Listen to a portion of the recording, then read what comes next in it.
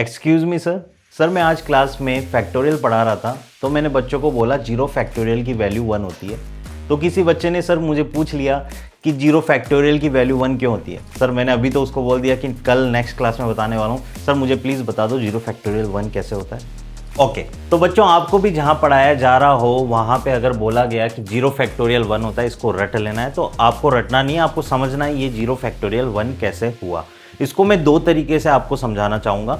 पहला तरीका हमारे पास में क्या है, हम जानते हैं कि 2 फैक्टोरियल हमारे पास में 2 इंटू 1 होता है।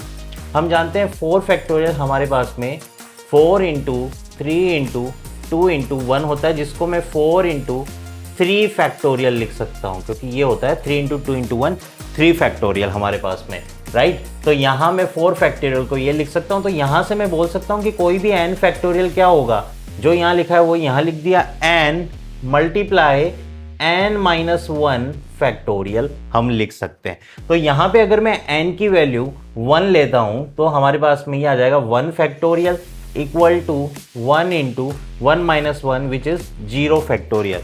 तो यहाँ 1 फैक्टोरियल की वैल्यू होती है 1 इक्वल टू 1 इंटू 0 फैक्टोरियल। तो 0 फैक्टोरियल की वैल्यू हमारे पास में कितनी आ गई, 1 हमारे पास में आ गई।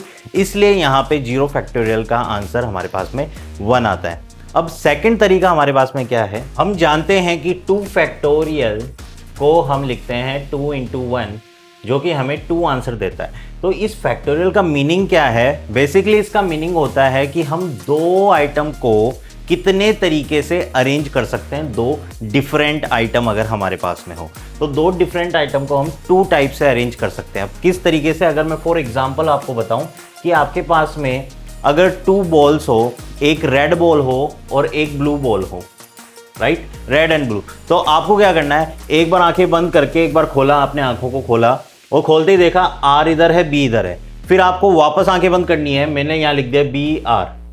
फिर आपको आंखें खोलनी है, आपने देखा बी आर। तो ये दोनों डिफरेंट है, अलग अलग है। तो यानी मैं दो तरीके से, ये कितने हैं, 1 वे एंड दिस इज 2 वे, दो तरीके से मैं अरेंज कर सकता हूं किसी भी दो थिंग्स को, राइट। ऐसे ही अगर मैं बात करूं 0 फैक्टोरियल का मीनिंग क्या हुआ कि हम कोई भी 0 थिंग्स, यानी कोई थिंग्स है ही नहीं, 0 थिंग्स को हम कितने तरीके से हम अरेंज कर सकते हैं, एक तरीके से। वो कैसे, एक बार आप आंखें बंद करो और देखो यहाँ पे, तो आपने आंखें खोली और आपने देखा यहाँ कुछ नहीं लिखा, तो ये एक तरीका हो गया कि कुछ नहीं लिखा। अब आंखें बंद करो, आप वापस आंखें खोल के इसको देखो, अगेन मैंने देखा कि ये तो सेम है, जो मैंने पहले आंखें खोली और अब आंखें खोल के देखा, ये तो दोनों सेम है।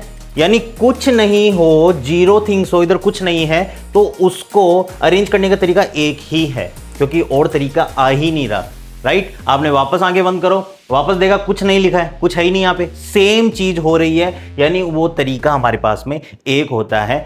0 फैक्टोरियल का आंसर फिर एक आ जाएगा हमारे पास में।